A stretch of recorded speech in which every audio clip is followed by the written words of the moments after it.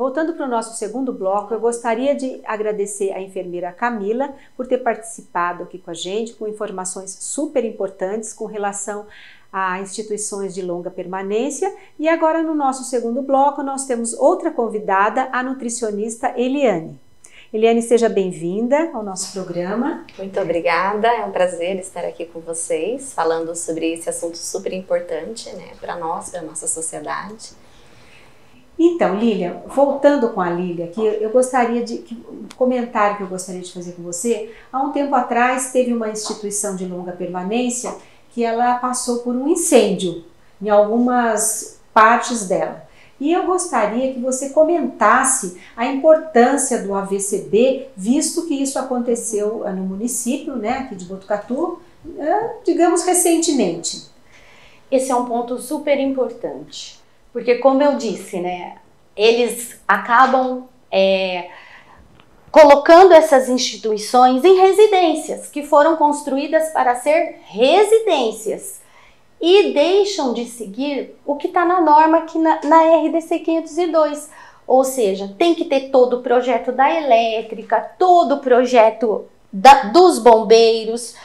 Então, a gente tem que ter esse cuidado de ver se aquela instituição que a gente está contratando tem AVCB. Se está providenciando o AVCB.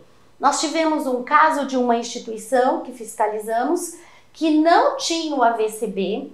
Nós autuamos, ela providenciou, acionou os bombeiros fizeram a avaliação daquela instituição e liberaram com medidas compensatórias, porque muitas vezes, muito embora você montou seu estabelecimento numa casa que não foi aprovada pelos bombeiros para AVCB, ele vai fazer uma avaliação, ele vai ver se tem possibilidade de ter medidas compensatórias, ou seja, ele coloca extintor, vai colocar o extintor, vai ver a questão da elétrica e aí essa casa se adequa.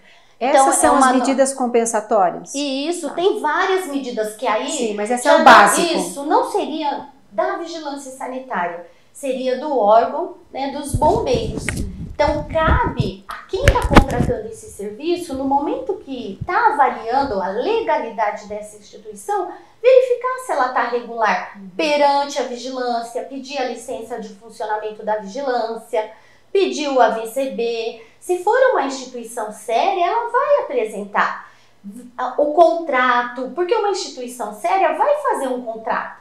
Nós já tivemos instituição onde a gente teve que intervir, que não tinha nenhum nome dos idosos que estavam lá, não tinha contrato, não tinha contato.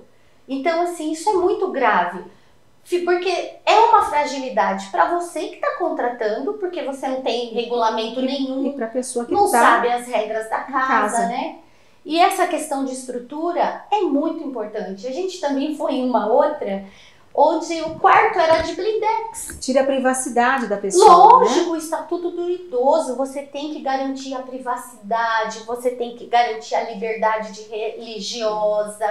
Ele tem que te apresentar isso. Que atividade que ele faz lá dentro, né? Muitas vezes bota lá para assistir televisão.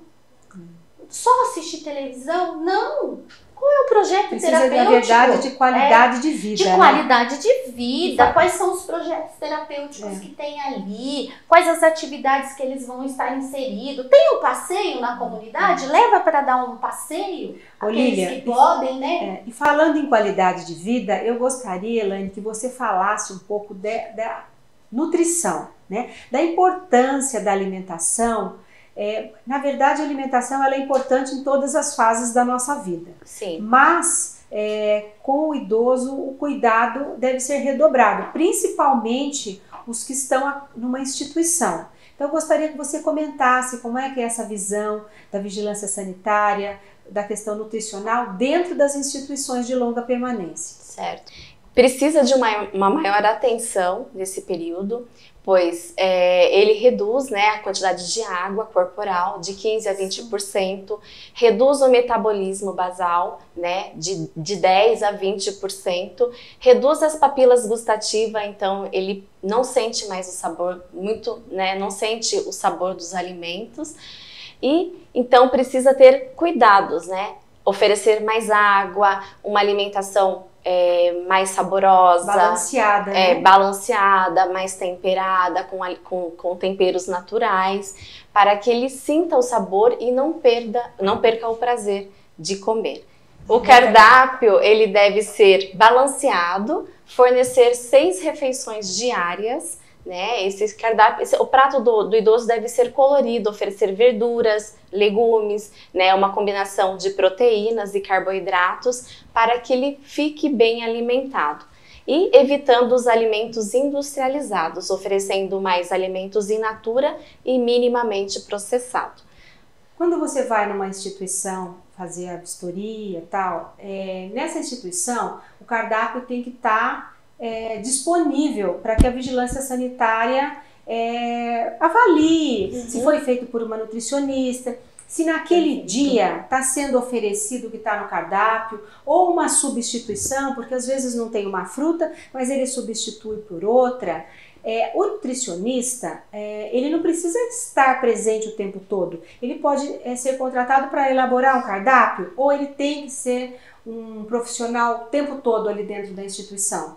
A legislação não pede que tenha um profissional o tempo todo ali na instituição, mas pede um cardápio balanceado, onde ofereça todos os nutrientes para que o idoso não venha a ter uma desnutrição.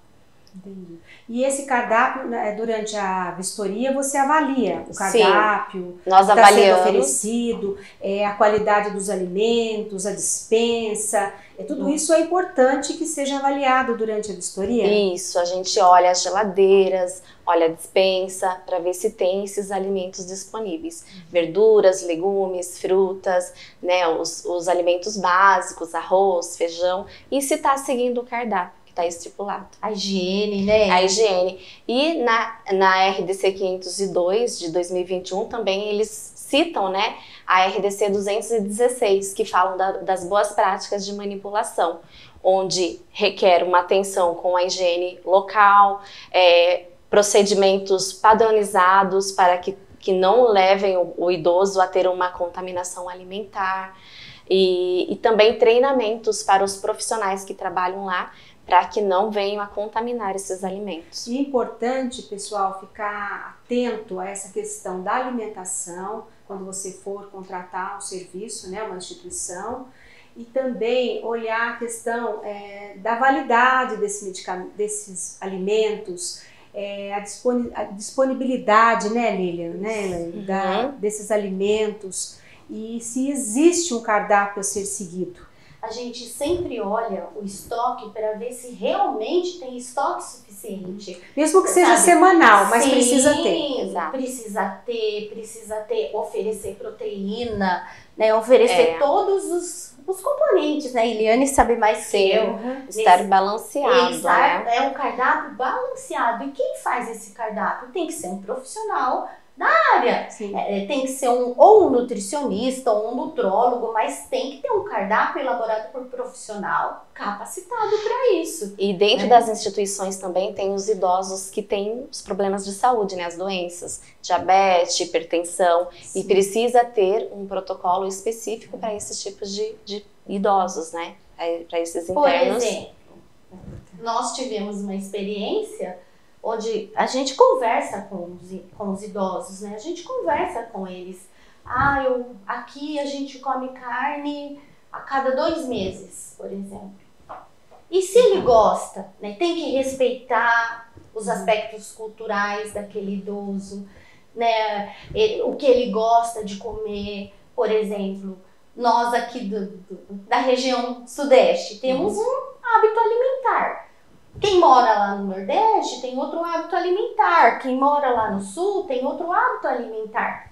A legislação garante isso, entendeu? Que tem que ser respeitado. E a higiene nesse local e como um todo é super importante. Porque a alimentação ali, a cozinha, o manipulador, ele tem que saber, né, Eliane, o que ele está fazendo.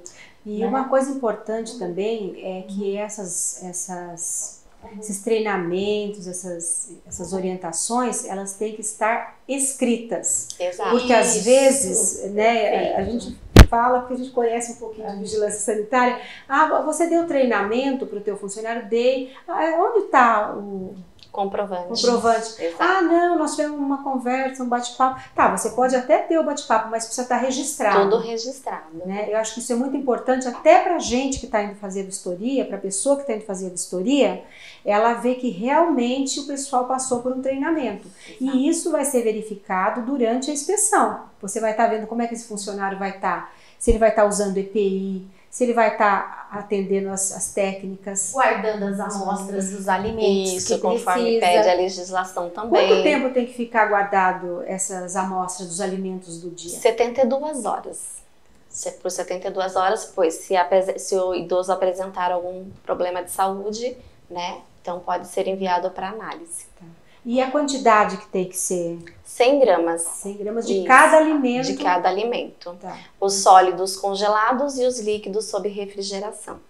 Verduras não?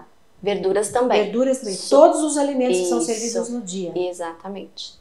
E durante a vistoria você pede, você olha esses alimentos que estão armazenados? Sim. Importante, né? Com certeza. Isso é uma forma também do dono da ILPI não ter problema, né? Pois se não foi do alimento, né, ele tem uma forma de justificar, né? Se é da água, se exato, de uma outra coisa. Isso, exatamente. Às vezes uma virose, né? Que vem ocorrer. Pessoal, nós estamos chegando ao final do nosso segundo bloco e eu gostaria que a Lília fizesse as considerações finais. Olha, esse projeto que a gente está tocando há uns 2 anos para cá, né, Eliane? É um projeto, assim, a gente pegou como uma missão da vigilância sanitária. A gente está envolvendo o Ministério Público, Defensoria Pública, Assistência Social, até porque são esses vários atores que têm a ver com o cuidado do idoso, que tem esse olhar com a saúde do idoso.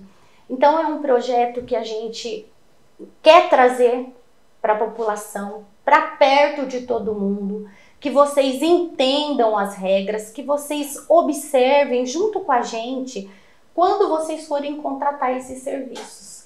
A higiene, a documentação, olha lá, vê se é legalizada, pede a licença como a gente colocou, né? Olha lá a qualidade, nós já chegamos em locais onde a cama era toda quebrada, onde os móveis eram enferrujados. Então, assim, é importante também que o idoso tenha lá alguma coisa do seu, que tenha valor sentimental para ele. Às vezes ele leva uma foto, às vezes ele leva um quadro, às vezes ele leva um armário, né? Se a instituição permite isso, ele pode levar, faz parte disso, né? Faz parte desse acolhimento, desse tratamento, né, humanizado que ele merece ali também, que nós, né, que todos merecemos, né? Porque todos nós vamos envelhecer.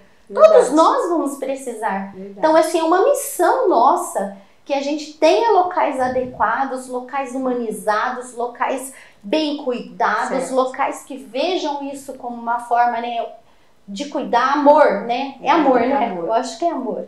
E aí a gente, né, tá abraçando essa causa com todo amor e carinho.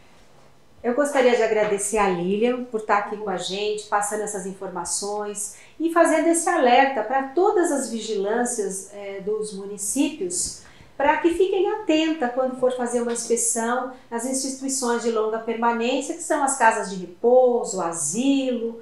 Independente de ser particular ou ser SUS, ela deve ser observada com o mesmo carinho, porque os nossos idosos merecem todo esse carinho, esse amor e uma qualidade de vida.